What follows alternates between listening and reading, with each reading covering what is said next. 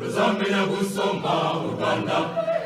Mu gihe twegereje itangira ry'amashuri umwaka wa 2025-2026, ishuri ryigisha imyuga n'ubumenyi ngiro Saint Sylvain TSS riramenyesha abanyeshuri n'ababyeyi ko bafitiye imyanya mu mwaka wa 4 mu mashami akurikira: ishami ryo gupima ubutaka Land Survey, ishami ry'ubwubatsi Building Construction, ishami ryigisha ibijyanye n'amashanyarazi Electrical Technology, n'ishami ryigisha ingufu zisubira Renewable Energy. Abanyeshuri bifuza kutugana biyandikishiriza ku cyicaro cy'ishuri nyuma yo kwishyura amafaranga 5,000 cyangwa se bagahamagariza nimero 0785 17 05 cyangwa 0785 23 05 ndetse na 0787 98 03 Iri shuri riherereye mu murenge wa Kibangu, akarere ka Muhanga, hahoze hitwa kwa Buruge muri Koforwa. Ni mu birometero 25 uvuye ku muhanda wa kaburimbo Irugendabari.